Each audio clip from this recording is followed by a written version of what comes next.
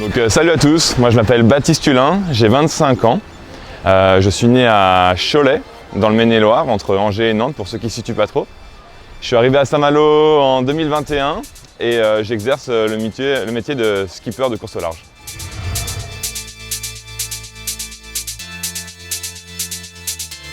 Alors moi je suis venu à la voile assez jeune en fait, donc là où je suis né à Cholet, c'est pas très loin des Sables d'Olonne et très jeune mes parents m'ont emmené sur les pontons du Vendée Globe. Et le premier nom qui me vient c'est Jean Le Cam, parce qu'il avait un bateau qui était sponsorisé à l'époque par Bonduelle. C'était un bateau jaune et jaune c'était ma couleur préférée et voilà, quand on est petit, c'est comme ça qu'on fait les affinités.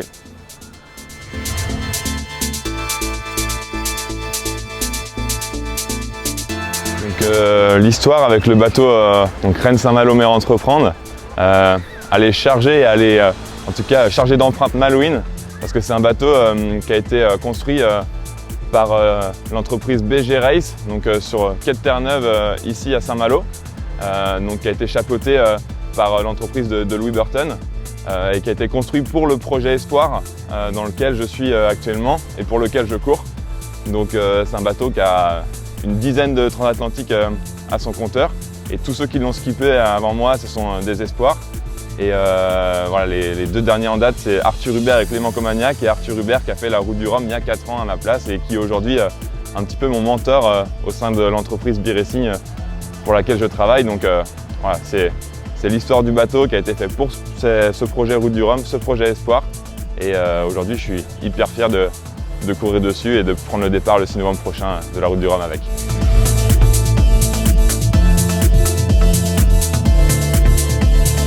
Un mix des deux. Aujourd'hui, en classe 40, en fait, c'est sur ces 4 dernières années, il y a eu une énorme évolution architecturale. Aujourd'hui, on a des classes 40 avec des bourrons, ce qu'on appelle des SCO. C'est voilà, un nouveau type de bateau qui a été inspiré de la classe Mini, de la classe IMOCA. Et c'est des bateaux qui sont aujourd'hui vraiment plus performants. Donc entre gagner, ça va être difficile pour moi, même si on va donner le maximum pour que je puisse tirer mon épingle du jeu. Parce que justement, il y a toute cette nouvelle génération de bateaux qui est arrivée sur le circuit. Et moi, mon but principal, ça va être d'essayer d'arriver avec un bateau le plus en forme possible. Je vais essayer de ne pas trop lui faire mal, de ne pas trop l'abîmer. Et je pense que si j'arrive à faire ça bien, on devra avoir une bonne place à l'arrivée.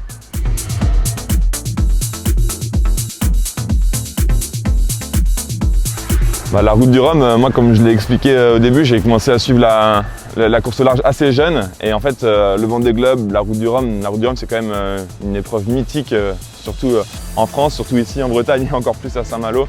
Et voilà, moi c'est ce qui m'a donné envie de faire de la voile, de commencer de la course au large. Et c'est ce qui a animé mes rêves de gosse et aujourd'hui je suis en train de le réaliser. Donc voilà, s'il y a cette dimension de rêve et d'aller au bout de ses envies, d'aller au bout de ses rêves qui me vient à l'idée quand on me pose cette question.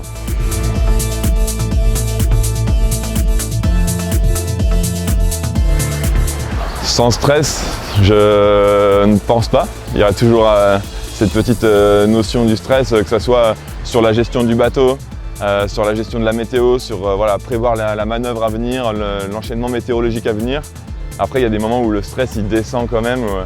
Des moments magiques, je suis en train de penser là, à des couchers de soleil en plein milieu de l'Atlantique, tout seul, ou même des levées de soleil, ça reste des moments, en tout cas moi, qui me touchent beaucoup et des moments magiques où justement on est apaisé. Donc pas forcément sans stress, mais on va dire apaisé.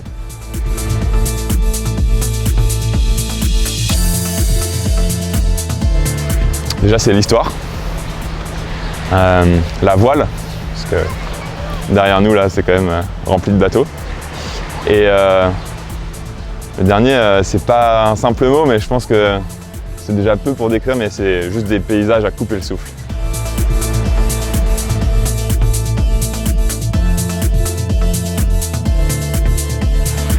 Une course réussie, pour moi, déjà, ça serait de franchir la ligne d'arrivée en Guadeloupe, mais ça, je pense que c'est pour beaucoup de monde. D'avoir réussi à atteindre mes objectifs sportifs parce que je reste un compétiteur et même si aujourd'hui je ne m'aligne pas sur la ligne de départ avec un bateau en capacité de remporter la route du Rhum dans ma catégorie, donc en classe 40, je reste un compétiteur avant tout et j'aimerais bien être dans les premiers de ceux qui ont des bateaux qui sont semblables aux miens, ou en tout cas des générations précédentes. Et d'arriver avec un bateau en bon état aussi, parce que Traverser l'Atlantique en solitaire, c'est pas vraiment en solitaire, on est un binôme bateau-skipper et on a une relation forte qui se noue avec le bateau. Et si je lui fais pas trop mal, j'aimerais ne pas faire trop mal à mon bateau pour qu'on puisse couper la ligne d'arrivée ensemble dans le meilleur état, que ce soit lui ou moi.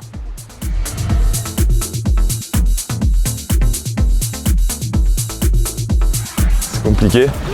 Je pense que ça sera déjà un trimaran de la classe ultime. Ce sont de magnifiques trimarans, les plus grands trimarans du monde, et c'est les bateaux qui vont les plus vite au large. Et c'est difficile de faire les pronostics, mais pourquoi pas un François Gabard?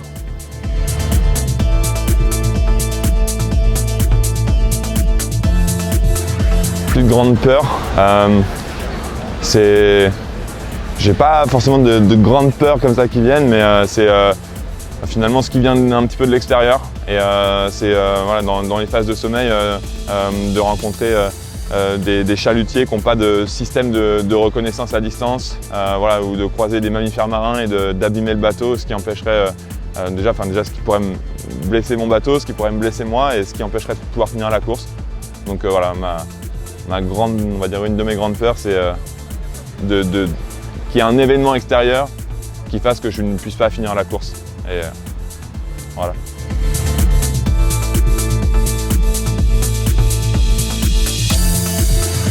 Ah, je pense que je serai quand même dans la voile. En tout cas, moi, depuis l'âge de 6 ans, je vis pour ça, je fais mes études pour ça, je fais du sport pour ça, et c'est ce qui m'anime et c'est ce pourquoi je vis. Et aujourd'hui, même si je ne suis pas un breton pur souche, je pense que j'ai quand même un petit peu de sel qui coule dans mes veines. Et voilà, ce que je suis devant vous aujourd'hui, c'est d'abord un garçon qui a rêvé de faire de la voile et aujourd'hui qui a réalisé son rêve, et je vis pour ça, donc c'est difficile de me projeter dans autre chose.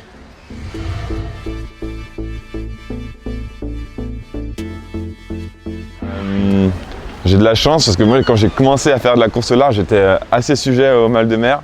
Et au final, plus le temps passe, plus je passe des jours en mer et des nuits et des semaines en mer, et plus le corps il s'habitue.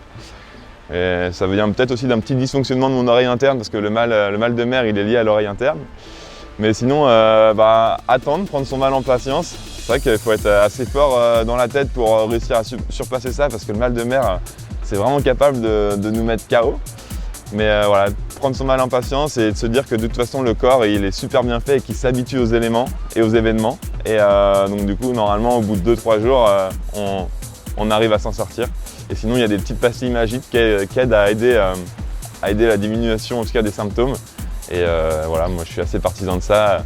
Et surtout laisser le corps s'habituer à l'événement.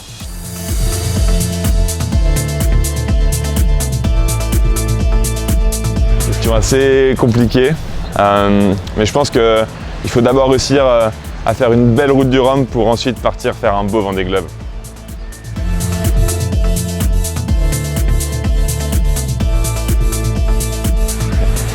La réponse un peu différente.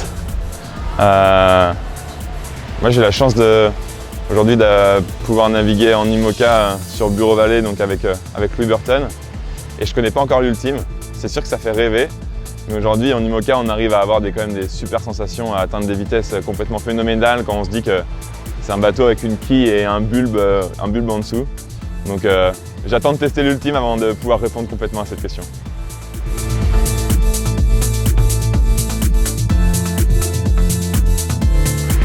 À la base, moi je suis un sportif et un marin qui vient plutôt de l'équipe. Voilà, je viens du match racing, donc c'est une discipline en voile où c'est des duels entre deux bateaux et on navigue en équipage dessus. Donc je m'étais dit jamais, au début je me suis dit jamais la course au large, ensuite jamais le solitaire, et aujourd'hui je prends le départ de la route du Rhum.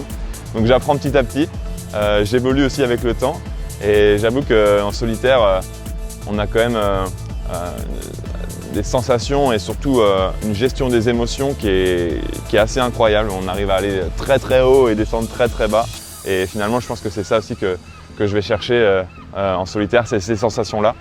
Et où la dimension de partage, finalement, aller avec le monde extérieur et être un peu coupé du monde, c'est des sensations, c'est cette recherche de sensations que je vais chercher en solitaire. Donc au début, l'équipage, et là, petit à petit, quand même, le solitaire, ça me plaît beaucoup.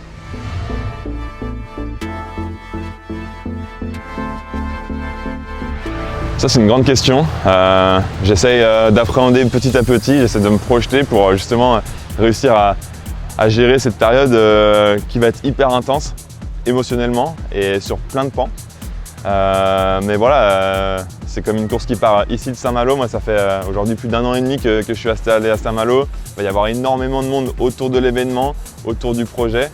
Au sein même du projet, j'ai la chance d'avoir beaucoup de partenaires qui embarquent avec moi. Donc ça va être quelque chose à partager avec les proches, avec le public, avec les partenaires. Ça va être quelque chose d'hyper intense. Et je pense qu'au fil des 15 jours, l'émotion va grandir jusqu'au 6 novembre, jusqu'au jour du départ. Et voilà, j'imagine en tout cas quelque chose de très intense.